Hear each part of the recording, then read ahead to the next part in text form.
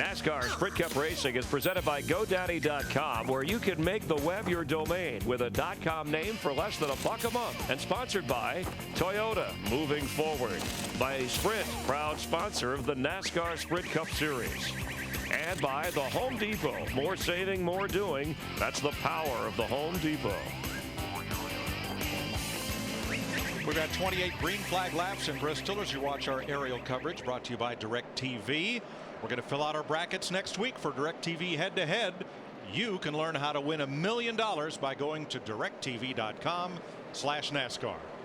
It's the real deal. No fantasy racing there. Real money, real players.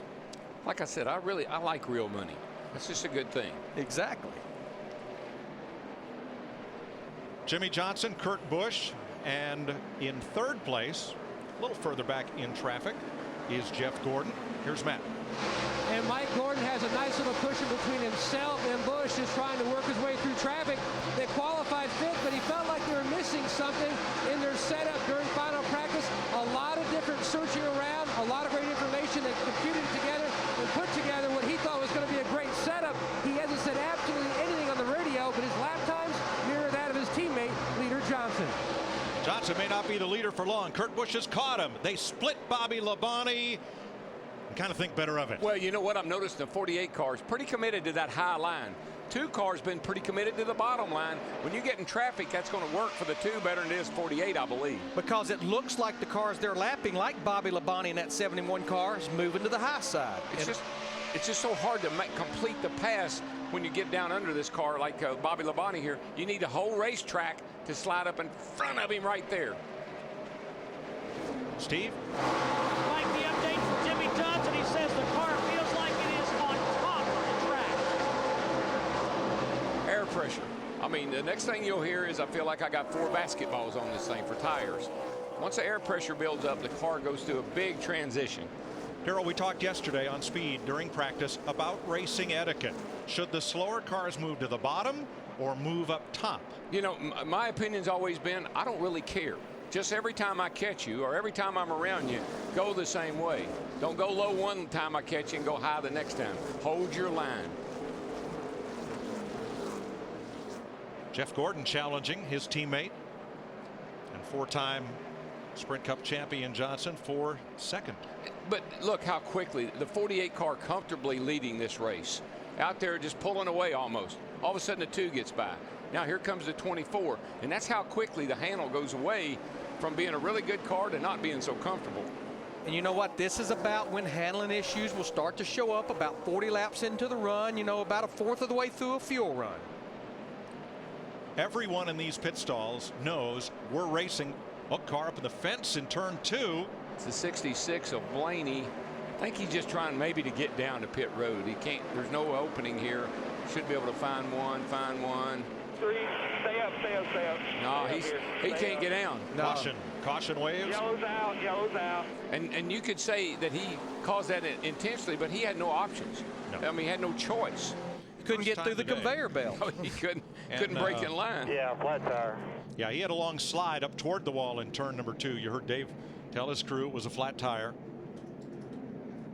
After qualifying third, great qualifying effort. Great qualifying effort. They elected to start in the rear, which if you're not going to run the whole race, I think that was a wise decision.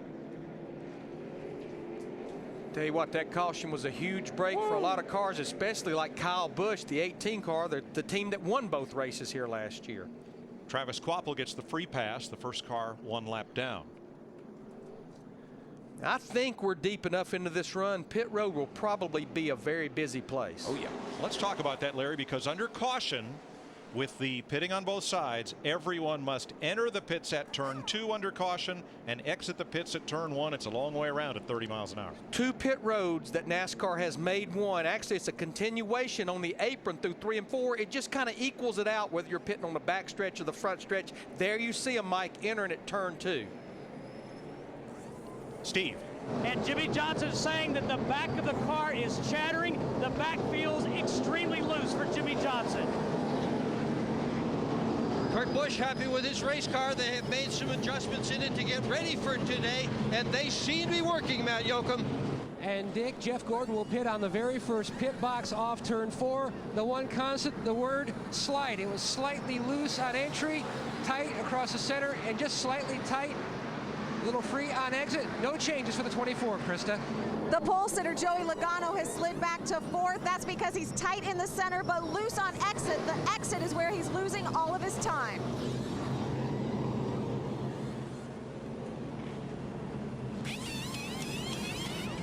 Looks like Kurt Busch may win this race off pit road. They're doing 30 miles an hour, but here he goes. It will be Kurt Busch. We had a conveyor belt on pit road. Yeah. There were cars that hadn't stopped yet that were in the way of the cars that had already made their pit stops. Nobody's saying excuse me either. 43 laps complete in the Food City 500.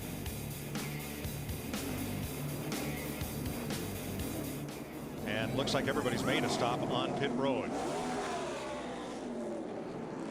It looks like the one car that elected to stay out, Jay Guy, Brad Keselowski, in that 12 car started 36. This is sometimes the gamble that a crew chief and a team will take to get that track position. Now, what they need is they need this thing to go for a little while. They don't need to get that far off sequence of those cars that pitted. Yeah, and the tough thing is they always leave it up to the driver. What do you think? Can you hang on to it? In front of Keselowski are drivers who will get the wave around. Bobby Labonte and Kevin Conway, but behind Keselowski. Will just keep me abreast. I mean, it's going to have to hit a little bit, but if I start to make it worse, you just need to let us know so we don't hurt ourselves. Steve Letarte talking to Jeff Gordon. Behind Keselowski are 3 other drivers who chose not to pit. Michael Waltrip, David Stremme, and Eric Almirola are the leaders. They did not pit. It sounds like the 24 car might be hitting the splitter. Doesn't want it to hit too hard, doesn't want to hit it too bad and hurt something. So maybe the car on low air could be causing that problem. Here's what I'm going to anticipate. I think Brad Keselowski, who will start this race on this restart, I think he'll be okay. I'm a little afraid that the 55 Michael Waltrip, the 26 of Stremme, and the 09 of Almirola, I'm afraid they could be in trouble. In fact, a couple of them are peeling off now to make their stop. Ford has won at least one race at Bristol in 13 of the last 14 seasons. Roush Fenway leads all active Cup teams with 10 wins.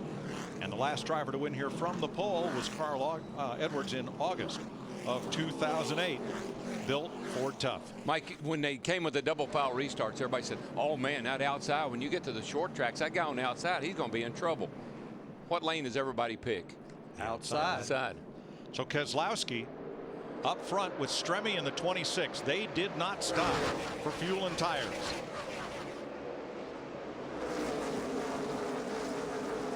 Keselowski finished second in yesterday's nationwide race to his teammate at Penske Racing, Justin Allgaier. You can just see how much better through the middle of the corner that 48 car of Jimmy Johnson is right there through 3 and 4. Boy, Larry, I just saw the 24. He is bottoming out. Saw a good bit of dust and smoke come out of his car, under his car, when he entered turn 1 down there.